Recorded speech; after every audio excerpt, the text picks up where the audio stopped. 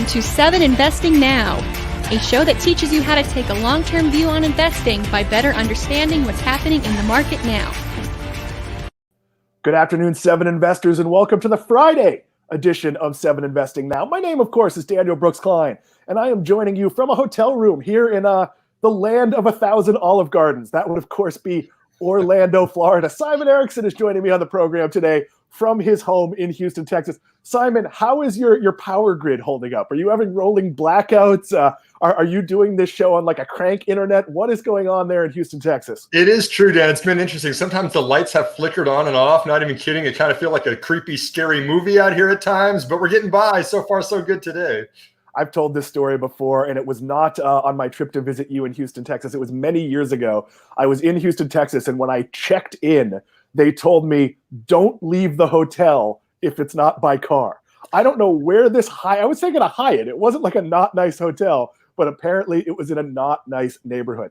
So I spent yesterday at Disney's Hollywood Studios, and it was notable because it was normal. You're not wearing a mask at Disney. There's no more temperature checks. There's no more distancing markers. It was a little bit strange feeling. The cast or the employees are still wearing masks.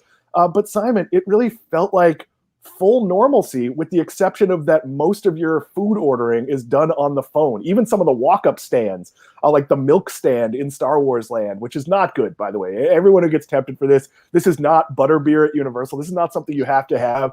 It should be vanilla and it's fruity. But that said, we did the Millennium Falcon. It is just amazing.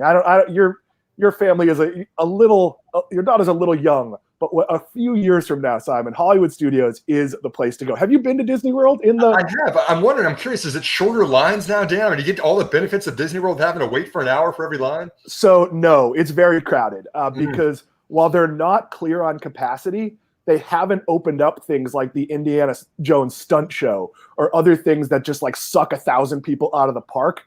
And that's not because of safety. That's because it takes time to tool those shows back up and get the performers back in and so I would expect as capacity rises, you're going to see more restaurants come back online. You're going to see those shows open. You're going to see the more like high capacity theater things like Hall of Presidents at Magic Kingdom is closed, probably because they're adding Biden in.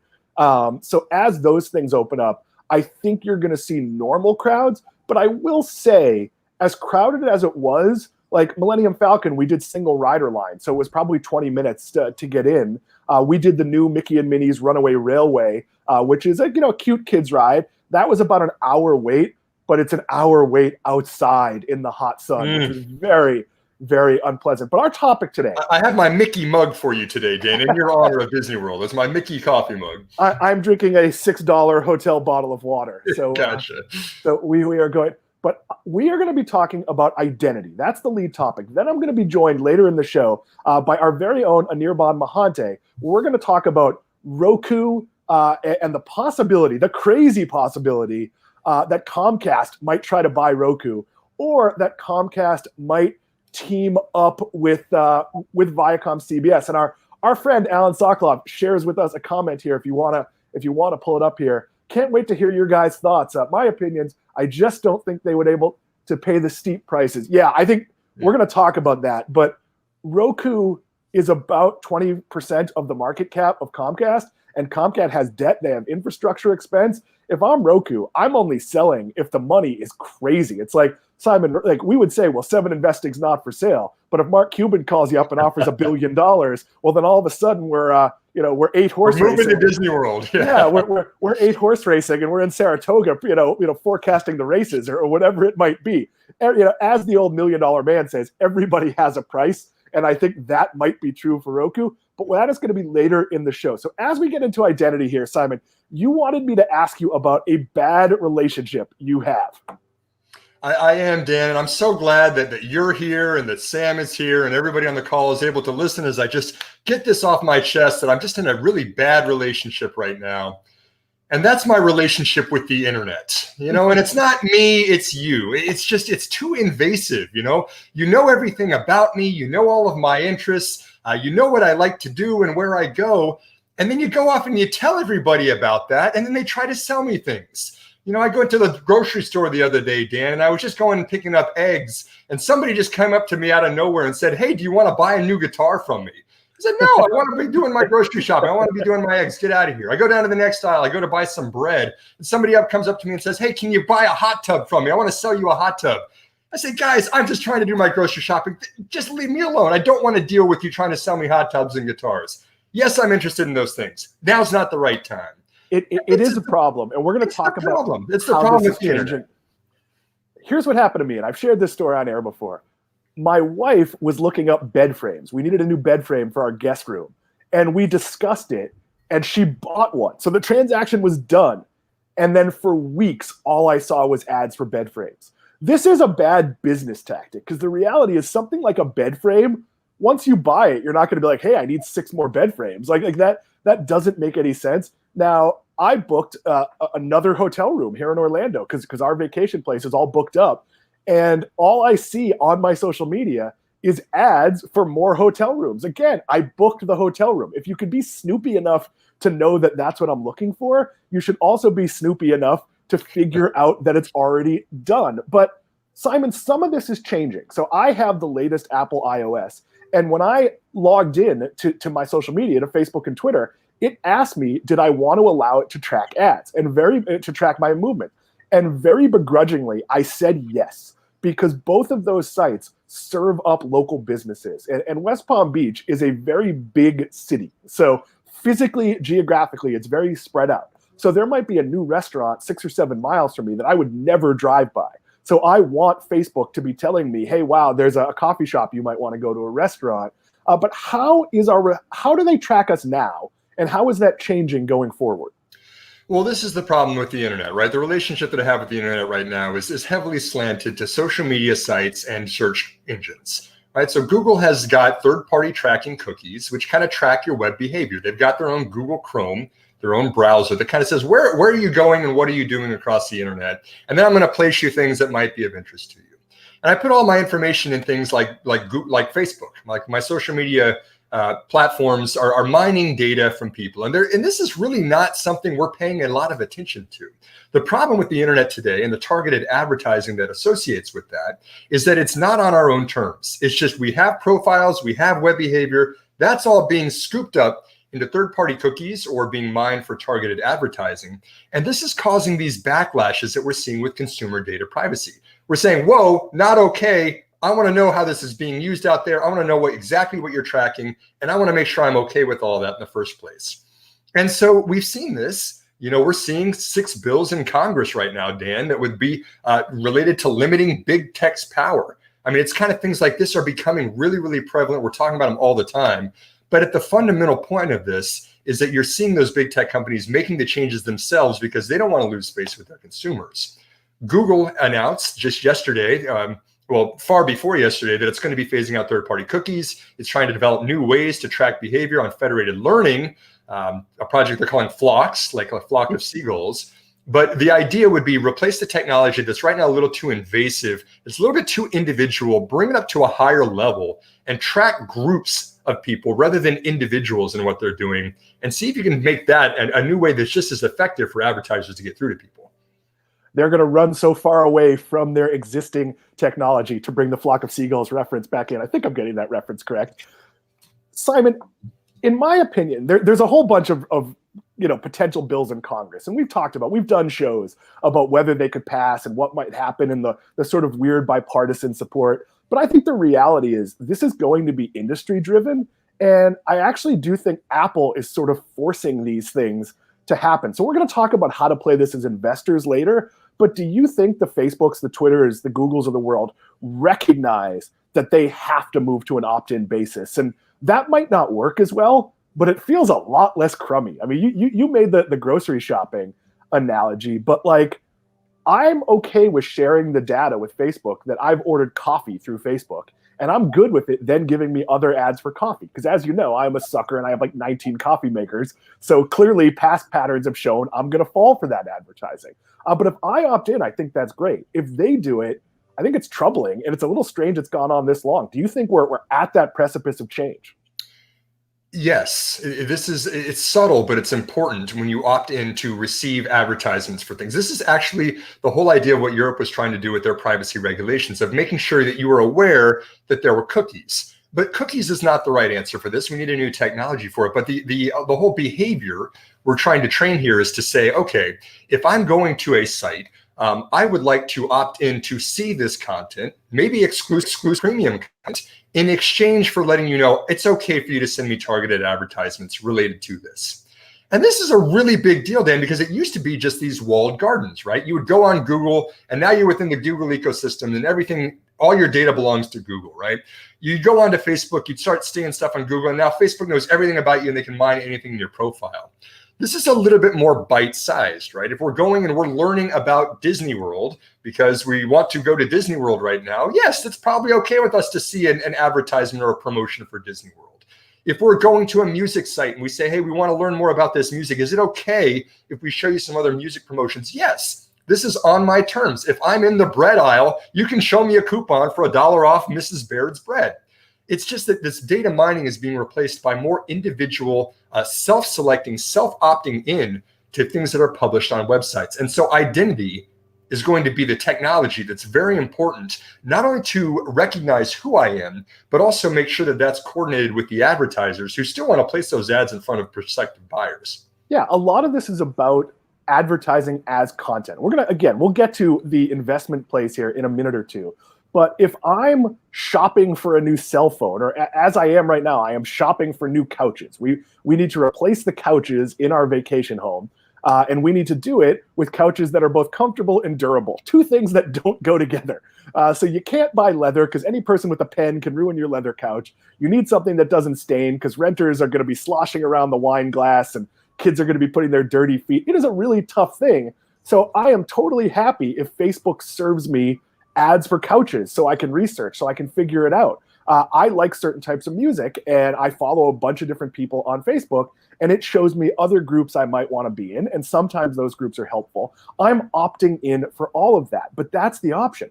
I am opting in. We, of course, would like your questions and comments. We're not going to have a ton of time on this show to take them, but we'll happily sneak some in and around the interview and things like that. Simon, before we get to some of the more diverse plays here, is this going to hurt Google, Facebook, and to a lesser extent, Twitter? They're going to be fine, Dan. I don't want to say this is the downfall of Google and Facebook because it's certainly not. They're going to adapt. They know they have a lot to lose if they screw this up. And so they want to stay far ahead of this $450 billion annual digital ad market. But I also think that we're starting to see a little bit of change outside of those walled gardens where Facebook and Google controls the entire experience and all of your data. And there's this new ad tech platform ecosystem that's being built out, advertising technology that could place publishers directly in line with the advertising agencies, right? You don't have to use Google AdSense if you want to learn about the people that are on those partner sites. You could actually find the right person directly through the publishers. And so this is things like you're seeing the Trade Desk kind of build the tools like Universal ID 2.0. That's something that can identify people that's in a way that's less invasive than cookies, but it could still make sure the information is there so the ads are relevant. We're seeing, we've kind of seen the shift from handshake agreements of when advertisements were going to be placed on television stations to the internet where it was real-time bidding to mobile phones. Now we're seeing connected TVs. Everything is internet connected. iPads, everything is internet connected now, Dan. There's a lot of information that's out there. We just need to make sure that we're doing this in a way that consumers are okay with, but it's still relevant because this is still an ROI industry that really matters for advertisers to get the best bang for their buck. Yeah. I think that to answer your question, Google and Facebook are going to be okay. I have a lot of an interest, though, in the ecosystem that's building outside of those walled gardens. Yeah, and we are going to talk all about that momentarily. I just want to take one question from our friend Max Lucas here. If you want to pull that up, Sam Bailey. Do you think these changes in advertising make platforms like Pinterest more attractive? Simon, I'll let you weigh in here because I think you like Pinterest more than I do. I don't have a strong opinion on Pinterest, interestingly, but I do think that, when you look at the largest publishers out there, the News Corps, right, who owns Wall Street Journal, Barron's, a whole bunch of that kind of thing, like there's kind of more of a shift to different types of content, different, more individualized, more entertaining, more fun types of content. We're hearing Zynga described a lot as a publisher, right? Zynga makes video games, right? This is not one that you think of like Wall Street Journal, same conversation, but it could be individualized content in forms of a game. Activision Blizzard, a publisher of video games, things like Twitch, things like this. You get in, you give them a lot of information, you spend a lot of time on those platforms. What can they give you in exchange for that time without charging you for access to those platforms? And that's more individual than just saying, okay, we're going to blast this many ads on this many impressions on the Wall Street Journal this week. It could be, hey, what game is Dan Klein playing on Zynga this week? If you'd like to get exclusive access to this new game we just created, opt in and we're going to have some ads on the side. Are you okay with that? I'm, of course, playing Farmville, and it's very, very lonely. I joked I was the last guy to still play Pokemon Go, but there probably are like 8 people. There's probably millions of people still playing Farmville, but it's much smaller than it used to be. I think all of this is about the transaction. So I'll talk about it very broadly. Last night, I watched a show on the CW. I watched one of the Arrow Universe shows. Maybe it was Batwoman. I don't remember. One of those shows. And you understand, they show you in little blocks on the timeline that to watch it for free on the CW app, you are going to get commercials. Now, is that targeted? Do I wish I could check off, hey, here are some commercial things I'm interested in, show me these ads, instead of getting the same ad about the guy who wrecked his car, but his family's still alive? That made me cry the first time I saw it, but not so much the 8,000th time I saw it. So I think this can get a lot better. And Simon, there's a lot of technology that's working on that. Why don't you talk about some of the investing angles here? Because these are companies that I think a lot of us are really excited about.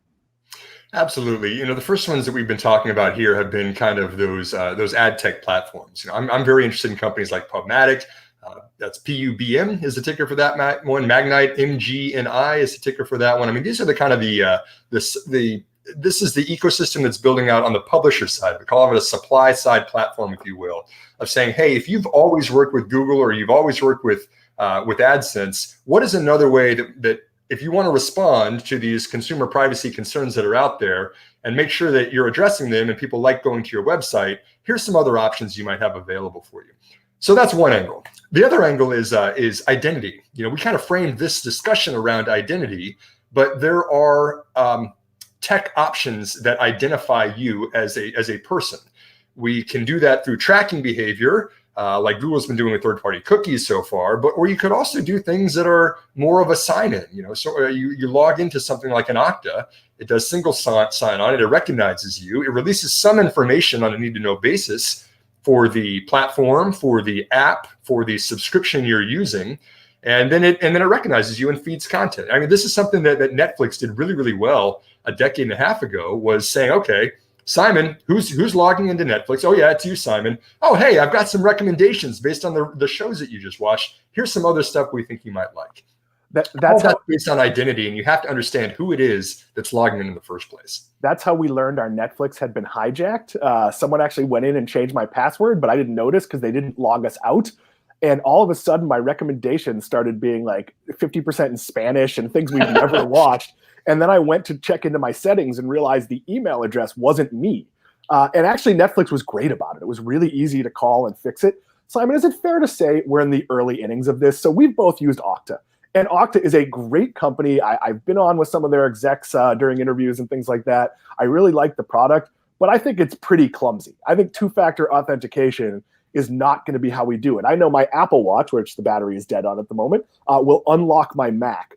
Are we moving more towards where we're like wearing some sort of identity key, or we have the like science fiction eyeball recognition or whatever it is? Because I can't tell you how many times I got on a plane and then couldn't log into the content management system or my email or whatever it is because I had no ability to get that text message. So am I right that the Oktas of the world have a long, long way to go? You've brushed on one of my favorite topics as an investor, Dan, which is how do things evolve over time, and how easy is it for existing companies to innovate when they change, right? I was just going through it. I found in my closet the other day, I have an RSA token. that was the two-factor authentication that I used to log into my VPN back in the day, right? It would change the code every couple of seconds, right? And, then you type the one that to get into the, behind the firewall and into the networks. And that used to be like the go-to way that you would log into networks and to sites. And, now that's kind of moved online. Maybe there's going to be futuristic ways that we do that. You don't want to, if you're an organization that has built IP around that thing, you don't want to just completely overhaul everything, right? You don't just want to say, hey, we've made so much money and all of our cash is coming from the way we're doing things. But on the other hand, no one's coding with Fortran anymore, right? The world changes, it evolves. There are different programming languages, there are different technologies. Some companies do a really, really good job of taking their existing cash flows and profits and then kind of disrupting themselves in a way that they can evolve and they can innovate as the market changes without completely starting from scratch and saying, hey, we're laying off 80% of our workforce. But to your point, I think that identity does continue to change. I think there are new standards around an open internet that are taking place right now.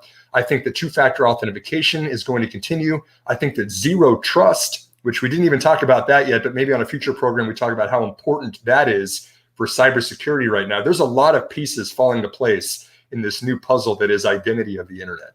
I am amazed at how often pretty secure things like banks still ask for your mother's maiden name as a password. Now, I'll tell you, I don't use my mother's maiden name. I have something else I use there because my name is Daniel Brooks Klein, and Brooks is my mother's maiden name. It's not a secret. We got you, Dan. We know now. I say it at the beginning of every show. So we're going to wrap up with Simon in a minute here, but I do actually have one last question to ask here, and then we're going to talk a little bit about subscribing to 7 Investing, and then we're going to have a big interview with Anirban Mahante about these potential acquisition of Roku by Comcast. I know that sounds far-fetched, but that was floated in the news. And then after that interview, we're going to give out Simon's home address, phone number, and social security number so you can open credit cards. And I can say that because I'm actually interviewing a deep fake of Simon now. No, we're none of that. But I point this out because, Simon, identity is going to become more and more important, right? In this world where deep fakes are possible, where if I said this was a hologram of me, it's not so crazy to believe that would be possible. I mean, maybe not at the 7 Investing Now budget, but certainly at the Hollywood budget. Are you seeing actual Vin Diesel or pretend Vin Diesel? Given his acting range, I would guess actual Vin Diesel because a hologram would be better. But Simon, are we going to move to much more serious identification because the world is getting just sneakier and more evil? I hate to say it that way, but that's kind of where we're going. It kind of, to frame the answer for this, we just had a special report that we now have available on 7investing.com about healthcare, Dan. Dana Abramovitz, our colleague, lead advisor here at 7 Investing, says that, we're talking a lot about technology disrupting healthcare. But in reality, there's so much more to the healthcare system itself, this $4 trillion web that we've sown in America that needs to be fixed before technology or before Google can even try to come up with a technological solution. It's the same thing with identity. We have created the original sin of the internet has been that we put it all on advertising. We said, hey, we want our Google products for free. We want Facebook for free. In exchange for that, we're just going to pile a whole bunch of information out there and it's going to be mined. And then we're going to give that out to advertisers and they're going to blast the advertisements for hot tubs and guitars when you're in the bread and egg section of the grocery store. It's completely unrelated. We don't like this. We don't like talking about things with our spouse and then all of a sudden we see an advertisement show up on our web feed. It's creepy. We don't like that. But if we fix the original problem, if we fix the problem of the internet, we say, hey, we're going to opt in and we're going to be familiar with what we're sharing and how it's being used. The first steps of that are already being taken. If we knock this out of the park and we figure out the technology and identity, I have a lot of faith that targeted advertising can be done a lot more effectively than it is today.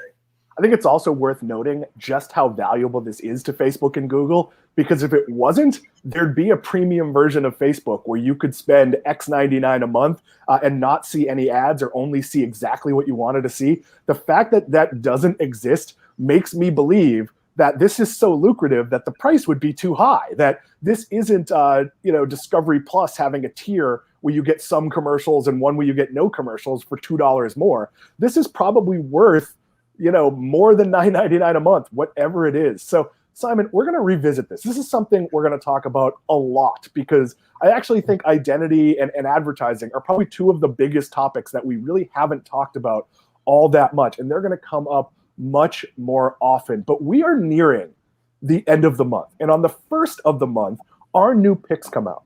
But next month in July, on the 8th of the month, something pretty impressive happens. I know you need a calendar, you need an iWatch. It's hard to track. But Simon, our pricing is changing. Why don't you explain that to our viewers here? What is going on? 7,749, Dan, right? So easy numbers to remember. 7 investing, 7 picks a month. 7 times 7 is 49, and that's the new price that we're going to have per month for new subscribers of 7 investing, Dan. And this is for a lot of reasons. We've added a lot of value since we launched last March. We now have 7 advisors instead of just 4. We built a really good-looking website that's got a lot of IT functionality to it. We want to make sure that's in place and everyone is getting paid. I know you'd like to get a paycheck at the end of the month, but even more than that, I do like that. That's one of the better parts of the month. Yes. I think that also that a lot of times when people who are unfamiliar with 7 investing were seeing that we were only $17 a month, it was kind of a turnoff because a lot of people were thinking we were kind of an entry-level service. They're saying, oh, $17 a month. You see, if you don't know anything about a service that's $17 a month and a service that's $50 a month, people were inherently thinking that we were just kind of for starters. And we said, we want to make sure we're aligned more with the value that we're bringing out there. And so we're raising prices for a marketing perspective as well. But as you mentioned, anyone who signs up by July 7th. So what is that, Dan? A week and a half, 2 weeks from now? Yeah, it is very, very close. TikTok. If you sign up by the 7th, you're grandfathered in at $17 a month as long as you remain an active subscriber. And so if you've ever thought about joining 7 Investing, now's the time to do it. Check us out. If nothing else, just for a month or two, where you can still lock in that great rate before we increase them on July the 7th. Yeah, and it's important to note, 7 Investing is a service for experienced investors, but it's also a service for newer investors. So we kind of do it all. I'm literally calling a new member on my ride home today because even with all the materials we had produced, and we make one of our new member calls available, we do a live new member call, we walk you through the service, we walk you through things like setting up a brokerage, all of that we make very, very simple. And the person still had questions. And well, we're going to take that customer service. Now, we're not going to call every person. That's obviously not feasible. But in this case, it made sense. So that's what we do. We're going to be the service that's whatever you need it to be. If you're experienced, you might just want to use our picks. If you want exposure to different spaces, that's there for you too. But if you're new to investing or you've only been investing in a 401k or ETFs or whatever it is, we're going to talk about that. We're going to do the introductory things. We can answer your tough questions. We can answer your easy questions. So if you'd like to subscribe right now, you can lock in $17 a month or $170 a year forever, as long as you remain a subscriber. That is 7investing.com/subscribe. We make our URLs really easy. 7investing.com/subscribe. Simon Erickson, thank you for joining me on the program today. We will have you on next week, though it's kind of a weird week with the holiday next week.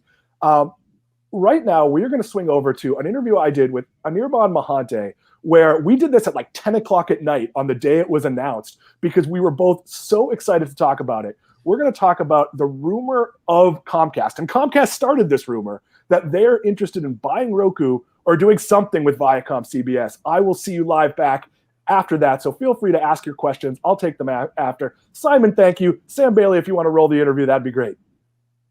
I'm being joined.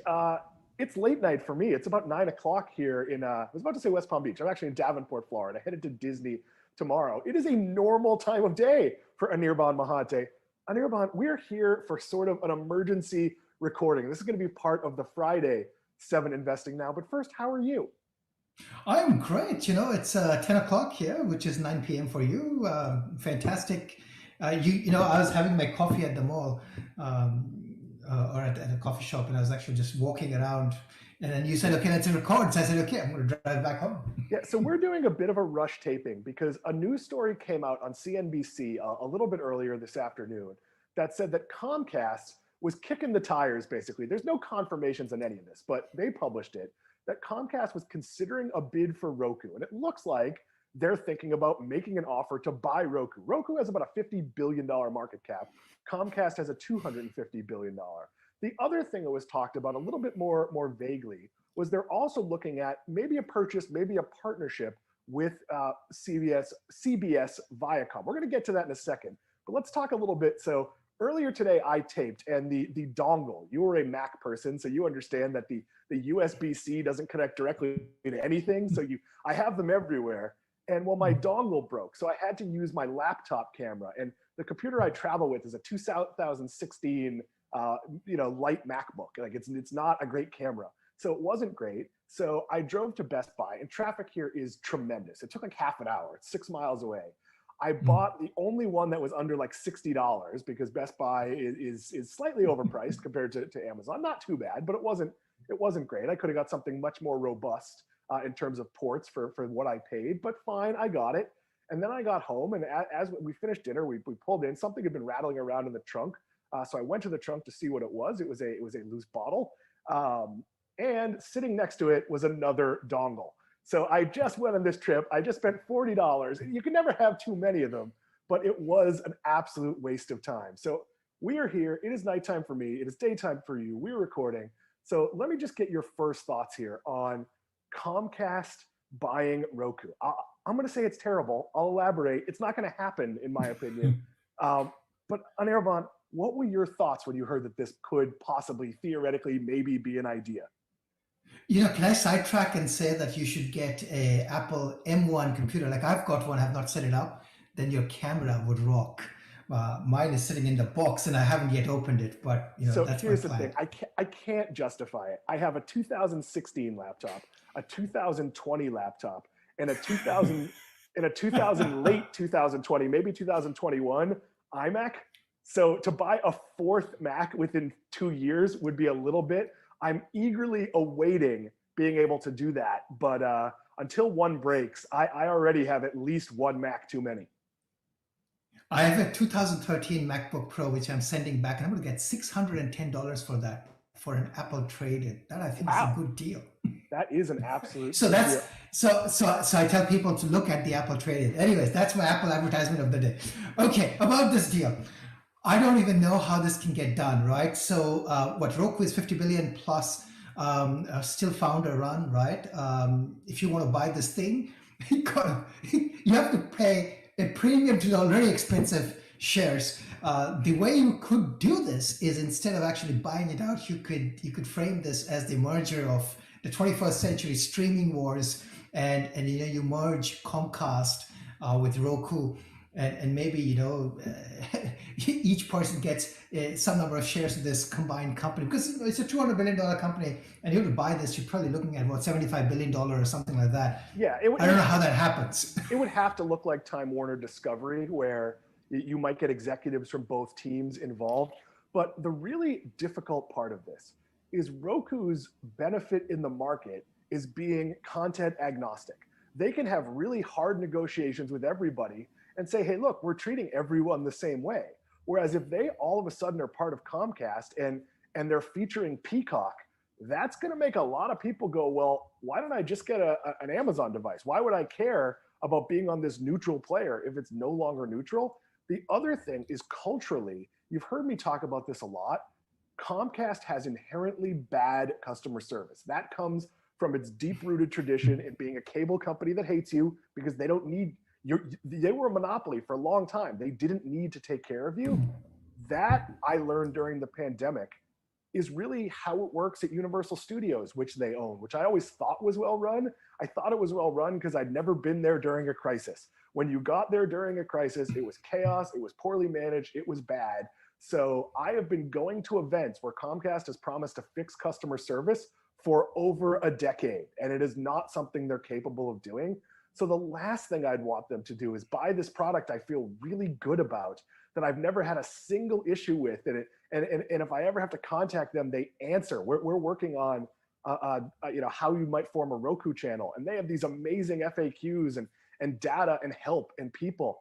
I just culturally, I'd be terrified of this. If you told me Apple was going to buy Roku, I still wouldn't like it. But at least culturally, the two products, it would be like Apple buying Beats. It makes some sense. Yeah, so I think one way this may work, here's the may work scenario, right? That you basically run those two companies as independent, And you sort of silo out Comcast streaming from Comcast networking, right? So the networking business is a separate business altogether. Or any business that provides basically some form of network connectivity, right? Whether it's like on Wi-Fi or whether it's on on the ground, separate that out because those tend to be legacy style businesses.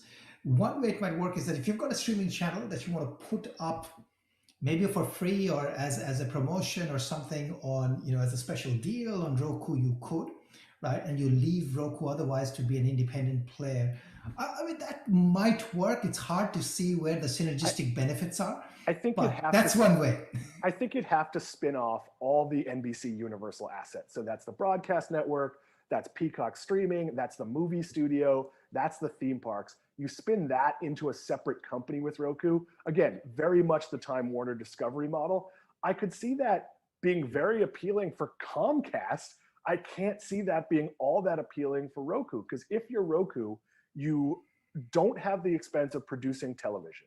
You have the growing ad business. And I don't think it's out of the question that Roku at some point doesn't produce some television. Or I think they produce a little, but produce more. But I think they're going to pick their shots or work with the right partners or license things that are big. Who knows? But they're not going to have that multi-billion-dollar suck that you get when you're throwing things at a wall. And look, Comcast has the number 2 intellectual property behind Disney, but it's sort of like if there was no Pepsi and you said Coke is number 1 and Royal Crown is the next best soda. They've got a few franchises. They have Fast and the Furious. They have Jurassic Park. Both of those are kind of long in the tooth, and they are rebootable. Transformers has struggled. They couldn't really get the monster movies off the ground. They were supposed to have a whole Universal Monsterverse. Tom Cruise killed that with the Mummy. The theme parks are very strong and getting stronger here in Florida, where they are working on another gate, but they're not Disney. And even with another gate, that might be a 2-day park as opposed to right now you could really get through it in 1. So let's move on to the second thing being talked about here. And let me set the table here. So Comcast has Peacock. Peacock has under 10 million paying subscribers. That's kind of a disaster given the level of money. Just to throw one thing out, they're paying WWE $1 billion over 5 years for rights to WWE's archive content and pay-per-views. That should have right there alone added them 1 million plus paying subscribers in the US. The fact that people were paying more money, $9.99 a month for WWE Network, and didn't follow it over to Peacock for half the money, $4.99, they're also having the same problem Time Warner's having. Whereas if you're a Comcast customer, you get Peacock. You get like the paid level of Peacock as part of your subscription. A lot of people just aren't turning it on. And I have to say, when I had Comcast up until like 2 weeks ago, I think I turned it on because I wanted to watch Saturday Night Live. And then I realized I could watch Saturday Night Live on Hulu when it didn't record on my DVR. And then I never went to it again. And again, I'm a wrestling fan who paid for WWE Network. So the idea here is that there would be some sort of content merger with what CBS Viacom is doing. So that might not be a partnership. That might not be an ownership situation. That might be like a Hulu situation where we have Peacock here, we have Paramount Plus here, and we have Pika Parrot or whatever it is that comes out of it together that has the best of both of these. And Anirban, I'd like your thoughts on this before I launch into a raging tirade that may involve me throwing things. I'll just abstract out a little bit. And the way I think about this is, I think so. I'm a believer that content IP is all about old content IP. Nobody has IP on new content.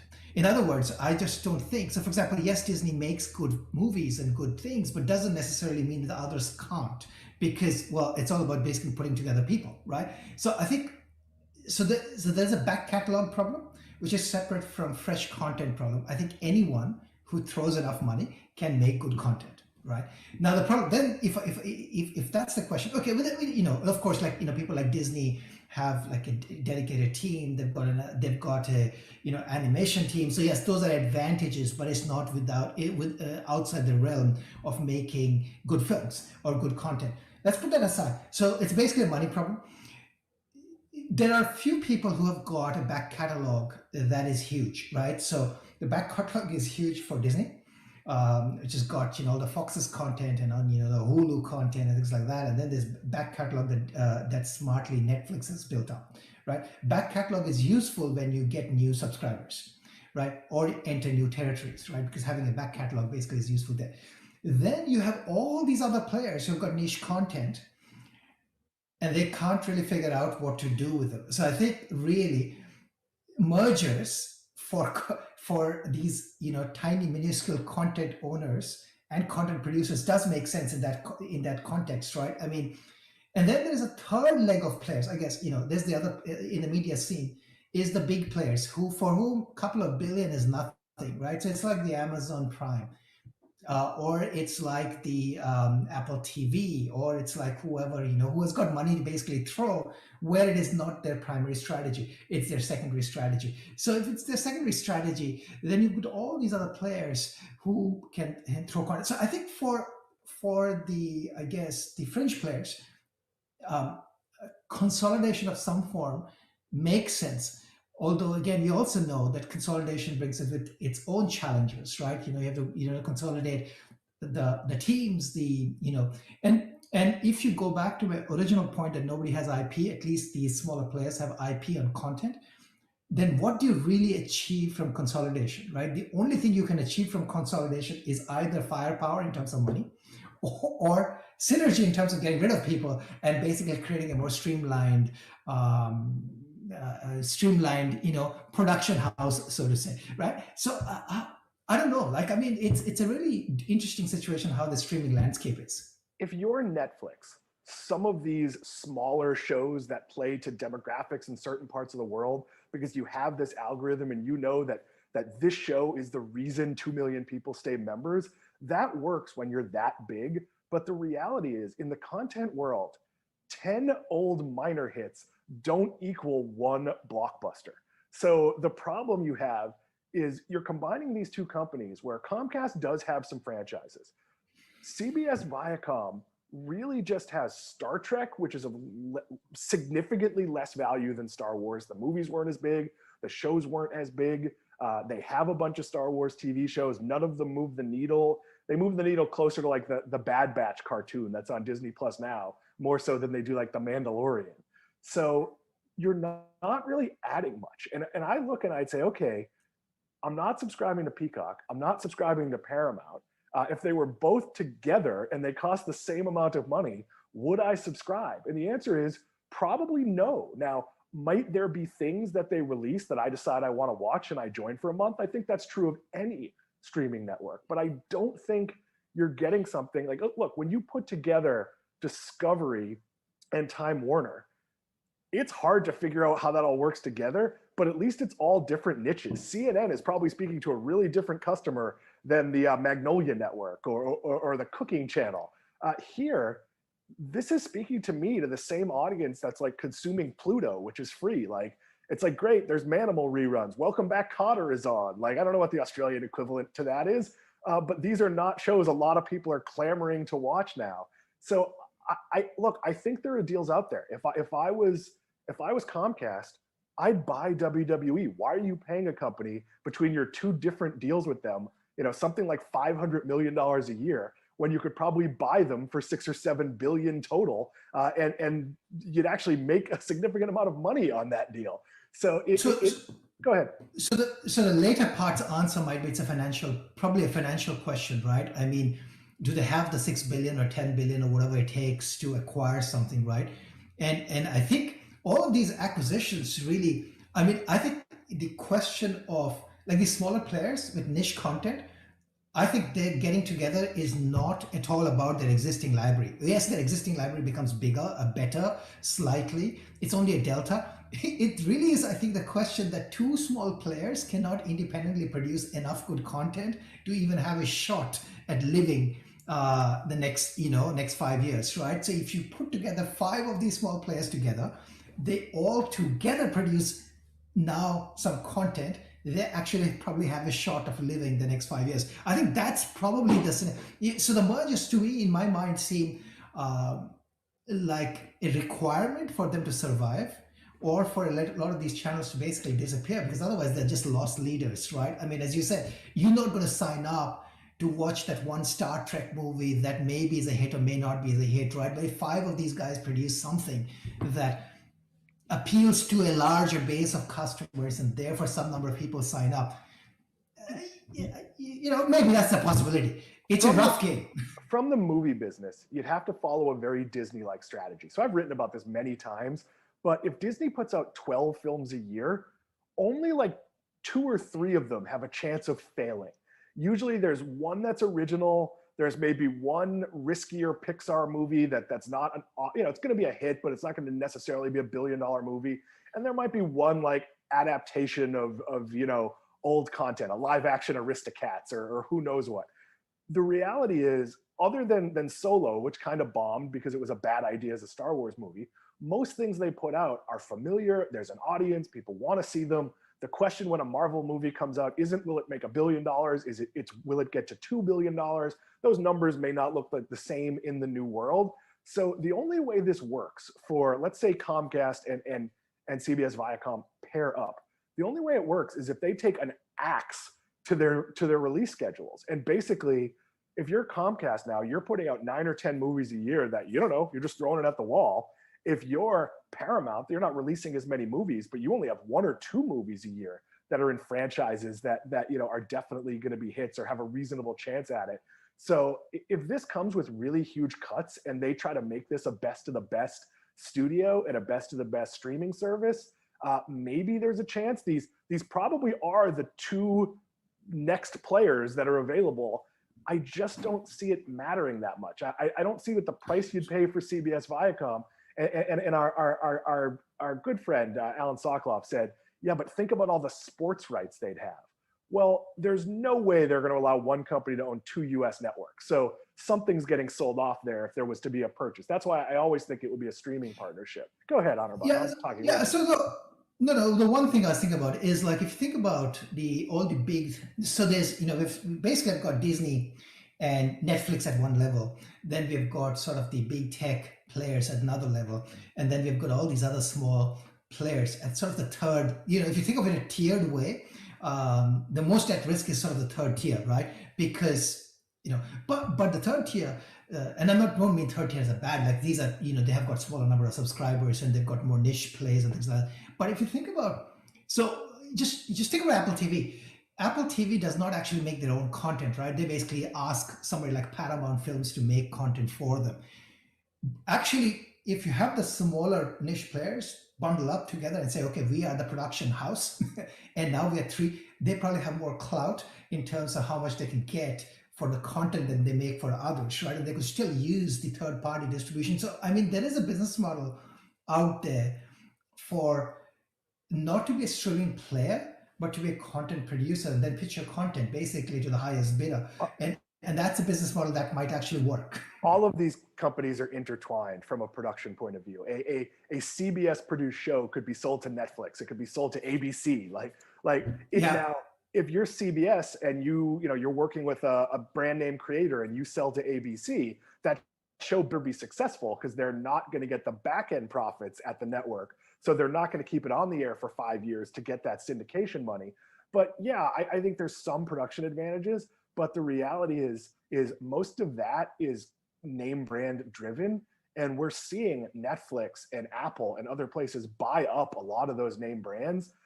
And look, I think it's leading to shows that people praise that aren't very good because there's a reason networks can overdo it with notes, but there's a reason you have executives not letting the creative people indulge every fantasy. It leads to all these Ryan Murphy shows that are very pretty and whatnot, but are pretty much unwatchable.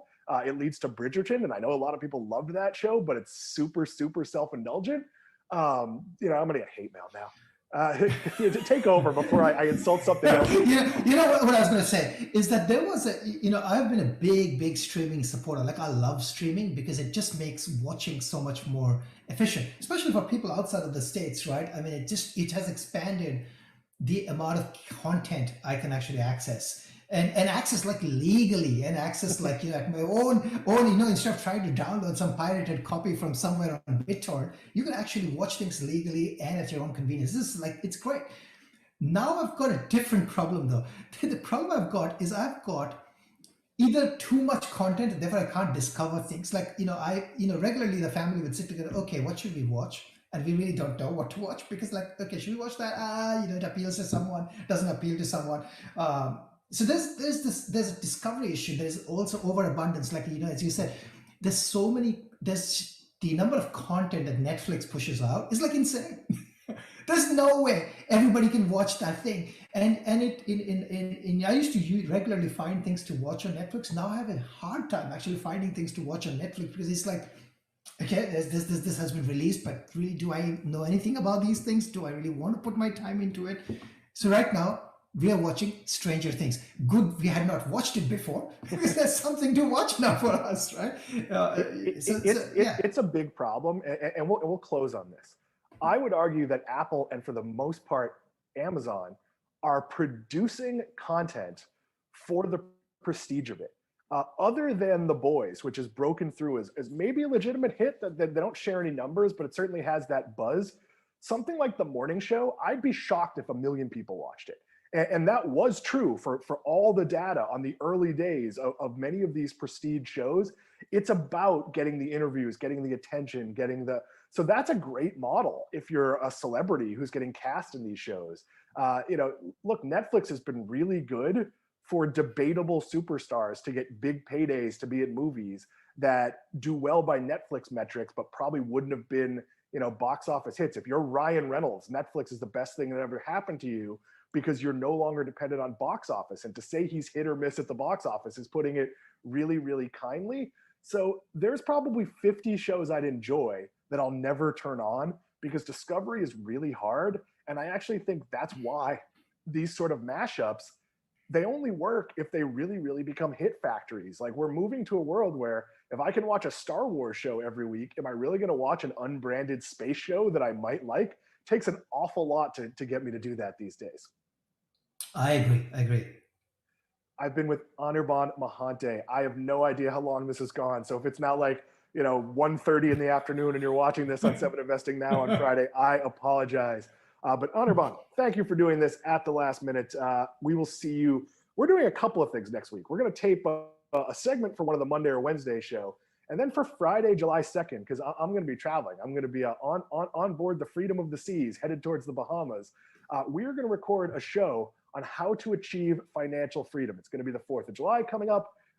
It's really, we're going to look at all the things you need to do. And I don't mean to retire. I don't mean to put your feet up. That might be a goal for some people. That's not my goal. I think of financial freedom is, oh, hey, I don't worry about money unless I'm like buying a house or like something huge breaks. Like to me, getting to that point in my life where like if the washing machine broke, it's not the end of the world. That is an amazing weight off your shoulders. So it's different things for different people.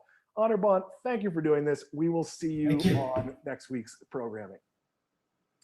I am back live. Thank you for sticking around. Sam Bailey, we're going to take Cole Barkia's question about TV manufacturers. So the next to last one there.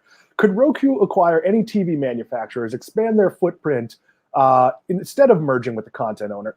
They could, but I don't think they're going to. I think Roku is only going to be acquired if it is something massive. If Comcast comes in and offers them 100% premium, that could happen. I don't expect this to happen. I think Comcast is throwing it out there. A lot of the benefit of Roku is being independent. And if all of a sudden they own like Samsung's TV division, I don't know that LG or Sony or anyone else is going to want to talk to them. We will close out with a comment from Daniel Delgado. We'll also say thank you to all the other people who commented and questioned. But Sam, if you want to put up the question about saying I'm right about Comcast, I always like to stick a little dagger into Comcast there. Daniel, you are absolutely right about Comcast. Comcast has never cared about customer service. So many services that have better value out there to subscribe to. I would like to see Comcast break up. I think NBC Universal and Universal Studios, the theme parks, should be a separate business from this old line cable company. I think they might be able to fix customer service if that was to happen, but we are running out of time. I appreciate so many of you watching. Sam Bailey, if we want to hit our finisher, you can share the graphic there. Which company should Comcast buy? 16.7% said CBS. 34.8% said Roku. 14.6% said WWE. 33.9% said none of the above. I don't think they should buy Roku. I think Roku is immediately worth less if Comcast owns it. So I think that's a mistake. I do think they should buy WWE. I think there's going to be an arms race where Comcast, Fox, and maybe even Disney make bids for WWE. But that is just a guess, and I am wrong all the time at guessing on acquisitions. We're actually going to have a lot of cool content coming out about acquisitions. So I appreciate everyone putting up with the bad lighting. If anyone has any suggestions for a good travel light so I could look less dark and less red, you can hit me up at worstideas7 on social media. If you'd like to get in touch with us in general, that is at info@7investing.com. Thank you for sharing that, Sam. Info@7investing.com is where you ask us questions about your membership, if you're thinking about joining, if you have a technical problem, something you want us to talk about, and if you want to interact with us broadly on social media, that is, of course, at 7investing. I'd like to thank Simon Erickson, Anirban Mahante, and Sam Bailey. We will see you again on Monday. Thanks for watching.